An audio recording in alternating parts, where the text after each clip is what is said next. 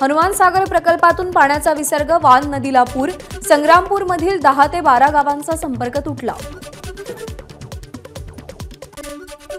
परभणीमध्ये ST bus पुरात वाहून गेली, वजूर बुद्रुकला मुक्कामाला थांबलेली बस खांबाला अडकली, चालक आणि वाहकानं उड्या मारून स्वतःचा जीव वाचवला। मुसळधार पावसानं अजिंठा लेणीतील धबधबा प्रवाहित, निसर्ग सौंदर्य पाहण्यासाठी पर्यटकांची गर्दी।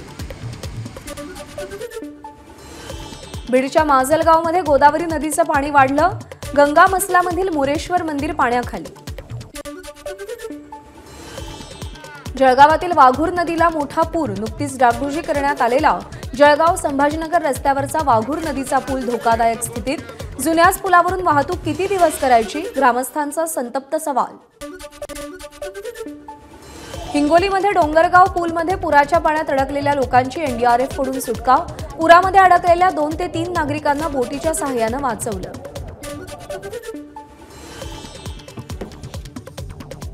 हिंगोलीच्या बेवजना गावामध्ये पावसामुळे अडकलेल्या लोकांना सोडवण्यासाठी एनडीआरएफचे शर्थीचे प्रयत्न, आमदार संतोष बांगर यांच्याकडूनही मदत कार्य।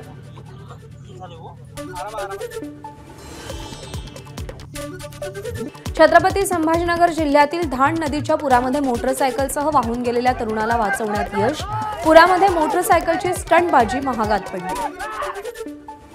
मुसळधार पावसामुळे जालन्यातल्या आष्टी ते सावरगाव रस्त्यावरच्या पुलावर पाणी, नागरिकांचा पुराच्या पाण्यातून जीवघेणा प्रवास।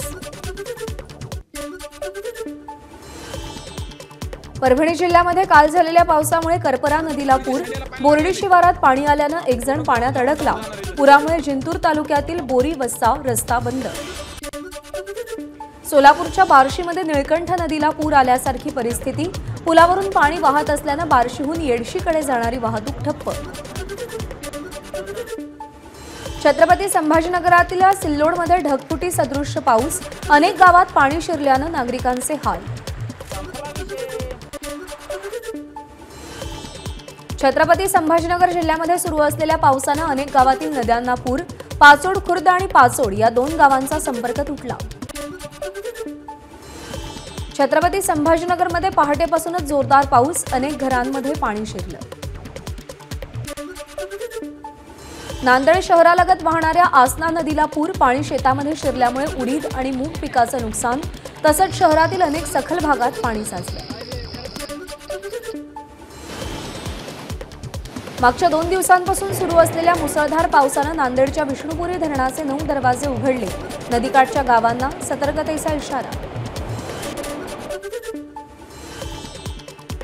अकोला शहराला पाणी पुरवठा करणारं काटेपूर्णा धरण 96.6% भरलं, धरणाचे 4 दरवाजे उघडले, नदीकाठच्या गावांना सतर्क राहण्याच्या सूचना।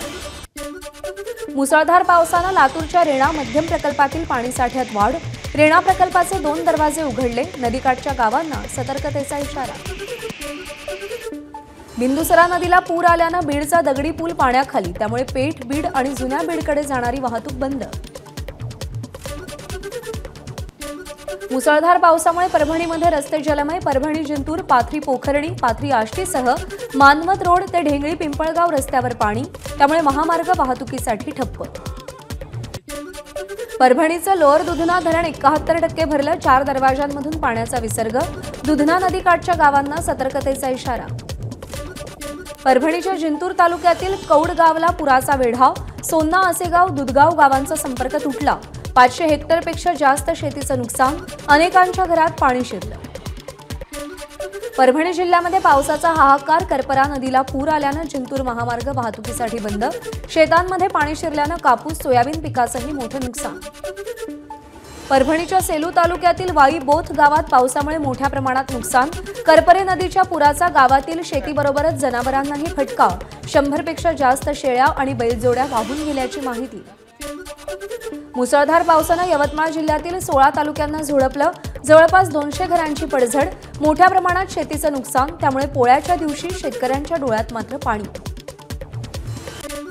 परभणीच्या जिंतूर तालुक्यामध्ये शेतीचं मोठं नुकसान, सोयाबीन, कापूस, हळद, फळबागांचं नुकसान, जिंतूर तालुक्यात पुरामुळे अनेक गावांचा संपर्क तुटला। मराठवाड्यात रात्रीच्या पावसानं 3घांचा मृत्यू तर 78 जनावरं दगावली, लातूरमध्ये, बीडमध्ये आणि हिंगोलीमध्ये प्रत्येकी एकाचा मृत्यू। राज्यामध्ये 1 जून पासून 126% पावसाची नोंद। यंदा 1040 मिलीमीटर पाऊस झाल्याची माहिती। कोकण आणि मध्य महाराष्ट्रात मागच्या 3 महिन्यात चांगला पाऊस। राज्यातल्या सगळ्या धरणांमध्ये मिळून सद्यस्थितीमध्ये 79.92% पाणीसाठा। मागच्या वर्षीच्या तुलनेत यावर्षी 13% अधिक पाणीसाठा। मुंबईकरांची तहान भागवणाऱ्या 7 धरणांच्या पाणलोट क्षेत्रात चांगला पाऊस। या 7 जलाशयांमधील पाणीसाठा 96.93%। भाजपकडे पक्षप्रवेशाची इच्छा व्यक्त केली होती, मात्र प्रतिसाद नसल्यामुळे अद्याप राष्ट्रवादीतच। एकनाथ खडसेंचं स्पष्टीकरण, काही काळ वाट बघेन, त्यानंतर शरद पवार गटात सक्रिय होईल, खडसेंची प्रतिक्रिया। एकनाथ खडसे आमचेच नेते, एबीपी माझाला दिलेल्या मुलाखतीदरम्यान भाजपचे प्रदेशाध्यक्ष चंद्रशेखर बावनकुळे यांची प्रतिक्रिया। मालवणमधला पुतळा कोसळला नाही तर तोडला, संजय राऊतांचा गंभीर आरोप। शिवरायांच्या इतिहासाबाबत भाजपनं चिंतन करण्याची गरज, शिवाजी महाराजांचा अपमान केला त्यावर बोला, संजय राऊतांची टीका। आप यही करने वाले हैं, आपको दंगे चाहिए ना।